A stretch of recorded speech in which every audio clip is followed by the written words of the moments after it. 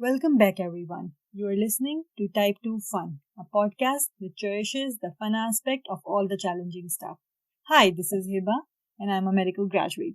Hey everyone, this is Faizan and I'm a business professional. So, Fazan, how was your week? My week's been good. It's been a little hectic. I just feel like all the weeks have just started to blend in. Yeah, that's Like quite every true. day just feels the same. From a work perspective, it was pretty hectic. To tell you the truth, like one of the days, I was so tired, and I ended up just not even eating dinner and going straight to bed. It was like I was too exhausted to do anything. Yeah, it happens when you get so engrossed in a task that everything else kind of just takes a backseat. And especially high major things like relations, food, personal well being just gets ignored in the realm of everyday hustle. No, it makes sense. Yeah, we get so busy with things, right? Whether it's work or something else, that we tend to forget other stuff. So, you know what? How can we try and improve that, right? How can we try and improve our food habits and make it a priority? Yeah, that would be an interesting topic for today's discussion. Personally, I think meal prep has really helped me and changed the way I consume food. Let's discuss that. So, what exactly is meal prep? Meal prep is basically that you are planning your meals ahead of time and you're preparing them ahead of time, like for a couple of days. Gotcha. Okay, and then how's that different from like traditional cooking? So, traditionally, when we think about preparing food, it's usually cooked fresh. So, we take out fresh ingredients out of our refrigerator or pantry and just cook it. However, the downside with the traditional way of cooking is that on days that we are tired and exhausted, we just order from outside or just, dine outside. So the chances of eating outside or eating ready to eat food are much greater in the traditional way of, Traditional side? yeah. Okay. And what did you think about implementing this method? Yeah, earlier I used to cook traditionally, but as I got busy and work kind of get more intense, I noticed that the food I was preparing lacked enough quality. And that was mainly because I was exhausted and not putting enough effort. So it lacked flavor, and that's the reason I decided to switch to meal prep, and has really helped me in a lot of ways. Okay. So, Pradhan, what about you? You meal prep as well, right? So, why did you decide to do meal prep? I think one of the things why I explored the idea of meal prep in the beginning was that just like you, there's I get busy and there's a lot of disorganization, right, when it comes to prepping food, and there's a lot of wastage as well.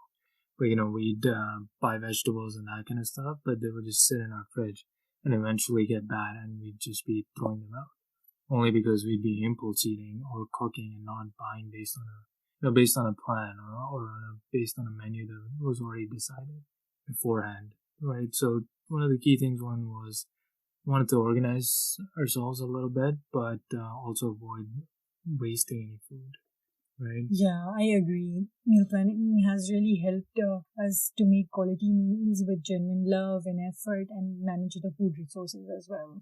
Sure. In your opinion, how has meal prep helped you personally? I think the biggest And thing is, and I also want to ask how it can help someone who is really looking out to meal prep.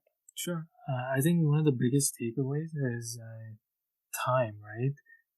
So the idea with the meal prep is you prep meals for a couple of days in advance, so that way you don't have to think about it or worry about it every single day. So I think it gives you back time for one, right? You plan things out and then you just use them. You basically, whenever you need to eat, you go and the meal that you've already prepped, you take it and you eat it.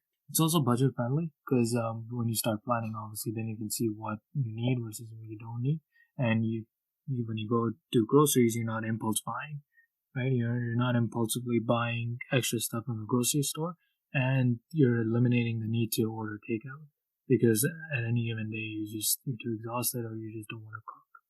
So yeah, it reduces all the anxiety and the stress and the panic of what am I gonna eat today? You do whatever you can on lunch while you're at work, but dinner's something you come back home to.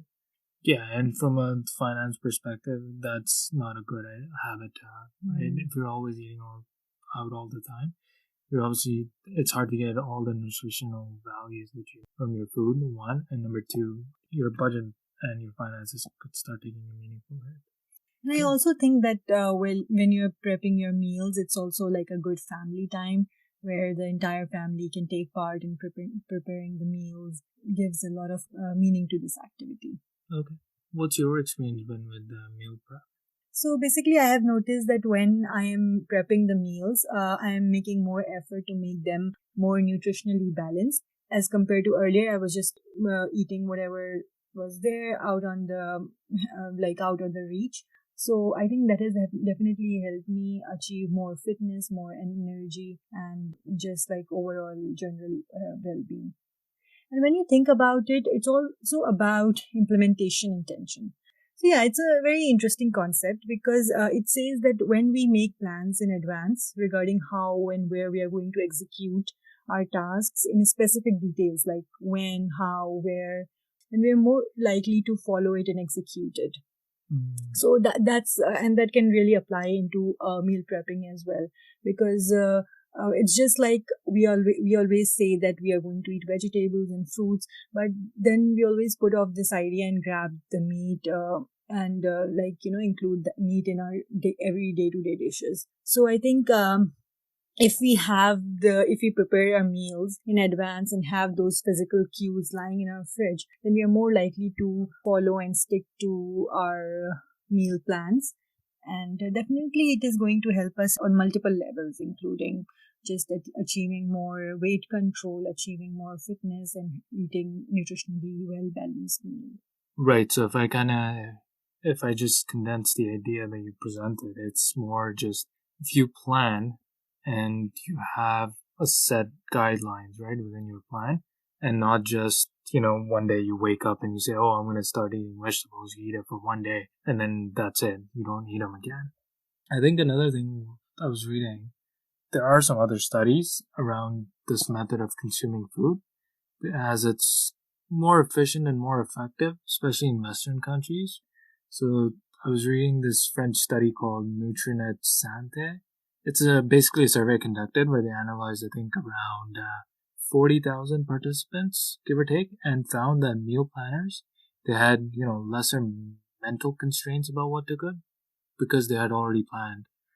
They had a higher adherence to nutritional guidelines, which makes sense. They were able to incorporate overall food variety and, lower their odds of being overweight, obese, and, any of those diseases that kind of correspond to your eating habits. And all of this was compared against non-meal planners. So I think that was interesting. Another study I was reading was by David Crawford. It was published in the Public Health Nutrition Journal or magazine. But it showed that people who planned meals had higher intake of fruits and vegetables as compared to non-meal planners. Yeah, that's quite relatable. I can definitely relate to eating more fruits and vegetables when I am meal prepping. So, from your experience, what challenges did you face when you first started meal prepping or even now? So, firstly, I think when you're meal prepping, it does require a dedicated portion of any day. More likely, it is going to be weekend. So, it does take up a portion of your weekend. So, that's a big challenge. Another thing is that when you are prepping weekly food, you don't know like what's going to happen the next week. And then there are some unexpected invites or something, then the food gets wasted. But it does not happen that frequently, but it's one of the challenges. Another thing is that there are times when you get an impulse and when you're just craving for a certain type of food, like for example pasta or pizza, but you have cooked like lentil and rice. So it is challenging to like suppress your craving and eat what you have on hand. But we also have to keep in mind that this type of preparing this type of way or to prepare food might not be applicable to different people, like those who have limited resources, and especially areas where the weather is not permissible to store foods for a longer period of time. Right. So you're more thinking along the lines of you've got electricity issues or that kind of stuff, right? Yeah, where that's you true. just can't hold on to food for a longer period of time. That makes sense. I think to your point about impulse eating, when you do plan, and I felt this too, I think you have to make a conscious effort, a mental effort to say, okay, I prepped for 3 to 4 days. I'm gonna eat that, but maybe give yourself, a day of cheat. One meal every, 3-4 days, and that way it kind of keeps your sanity in check. Okay, what does I guess somebody who wants to get started with meal prep? What do they need? So, first of all, I think the right mindset. I think that plays a very strong role. And a person should really have a solid answer to their why, because it provides clarity and also prevent rebound to their original or traditional habits. So that's one thing. Another thing is that a person needs creative recipes for a weekly menu and willingness to mix and match recipes from different cuisines to create your own new recipes, and that creates variety in your weekly menu. Other than that, it's also important to stock up on airtight glass containers, glass lunch boxes, and just glass jars to store your food. It's preferable to avoid plastic containers because it has BPA, and when you're storing food for like 2 to 3 days or 4 days, then there's a chance that the BPA can get into your food and cause some health hazards. Gotcha. So that's the thing. Another thing is when you're storing food, you need a spacious and a good refrigerator to keep your food fresh. And definitely, as we said earlier, we do need like a specified time in our weekly routine which is dedicated to prepping meals. Makes sense. So how do you bring variation when you're meal prepping? So one of the points that you mentioned earlier was trying out different cuisines, right? When it comes to meal prep, there are a couple of staple items that are easy to make and easy to store. So when I think off the top of my head, it's like, a rice-based dish. Rice you can cook in quantity and it doesn't take a lot of effort, right? And you can store it for couple days and it'll be good. Same thing if I look on the meat side, then there's chicken, for example, right? You can cook it in decent size quantity and it won't take a lot of effort. But the idea is you're gonna get bored if all you're doing is eating rice and like chicken, boiled rice and chicken and that kind of stuff, right? Or just eating 4 days of pasta straight. Yeah, that's true. Right, so I think you need to kind of broaden your horizons. Obviously, I'd say you start off with the basic dishes in the beginning, just so you can see, okay, how many portions you need, that kind of stuff. But, after a week, 2 weeks, when you get comfortable with actually making in larger quantities and storing them and then eating them afterwards, then you can start to blend, recipes and that kind of stuff. And I think that's key for you to keep this habit for the long term. That makes sense. One thing I wanted to ask is you mentioned you were able to have a more nutritionally balanced diet. Maybe give out some examples of how you did. To have like nutritional balance in your meals, you really have to bring in different sources of nutrition from like different food sources. So for example, you can add protein in your meals from different protein sources such as chicken or different variety of beans. But if someone is vegetarian, they can just use beans or variety of different lentils and cook them in a variety of different spices and different styles to create varying dishes for their entire week. And you don't necessarily have to cook one type of dish in large quantity. If you're making lentils, then you can make different styles of lentils with like different spices and sauces and stuff. So it creates variety to your meals in the coming week. So yeah, that's one thing. Another thing is that for morning, if you're preparing oat bowls or just like pancakes or stuff, then for other days we can just keep the substrates ready, like vegetable patties or meat patties or hummus for quick sandwiches. So that ensures that you are having proteins, carbs, everything. Yeah, you're having enough right? nutrition in your diet through a variety of food sources. So yeah, that's about it. Okay, so we talked about breakfast and we talked about dinner. What about lunches? So yeah, for lunch and quick snacks, you can prepare salads and fruit bowls, and they're going to be there in your fridge, and all you have to is like grab those bowls or containers and eat it. So everything is just going to be prepped. You just have to slightly put some dressing or anything, and it's almost ready to eat. So it's more likely that you're going to stick to it and consume it more frequently. Right. So I think the idea is you really want to do research and have a solid plan, right? Before you even start cooking, you want to know what does the menu look like, not just for the first week, I'd say for the first 2 weeks. So that way you don't have to worry about it the next weekend when it comes around. Okay, Fazan. So, how do you actually get going and actually plan these meals? I think that's the main thing. I think so. This is one of those questions that will differ from household to household. I think the first idea is figure out who's in your household who's actually willing to try this. So first, I think that's the first condition. Then the second one is if it's going to be multiple people that are starting this out together, then you want to get a sense of everybody's preferences. Not everybody has the same taste. So you want to have a menu that kind of caters to everyone that's going to be involved. Because if one person isn't, catered to, at least in whatever small portion of the overall meal, then they're gonna lose interest, and then that might have negative consequences and impacts on the rest of the people who are trying the initiative. Yeah, I think that's key. And then obviously, like we discussed earlier, you decide on a menu. You make sure that it's a balanced menu to the extent possible, with enough protein, carbohydrates, fats, and the basic nutrients like iron, calcium. And you don't have to be too sciencey about it. You just want to make sure you got a couple servings of vegetables, you got your protein, just very basic stuff. Yeah, right? Nothing too crazy, nothing too sciencey. So you wanna make the transition as simple as possible in the beginning, and then add complexity later on. And then, okay, so now you know what you want to eat. You figured out your plan. Yeah. The next idea is to go out and buy everything that you need. So you plan out your groceries, and then you only buy the stuff that you need, and you're not buying any excess stuff that will go to waste. Yeah, I think that is definitely going to help manage the food waste. Oh, for sure. And once you've bought your groceries, then like you said, pick a day, any day in the week, prep, do your prepping, and multitask too, right? So, Fazan, like how to make the experience of meal prepping more fun and more productive. Yeah. So if you've got a couple people that are doing this initiative, you can make it a family time kind of exercise, right? So instead of you all sitting together and just watching a random TV show, you could all be cooking. You can put something on the TV, whatever it is, a YouTube video, maybe a travel vlog, or an audiobook or something, or just put on music, right? Whatever floats your boat is what I usually say. Make it a fun exercise. Give everybody tasks so that everybody's kind of doing something to accomplish the overall goal.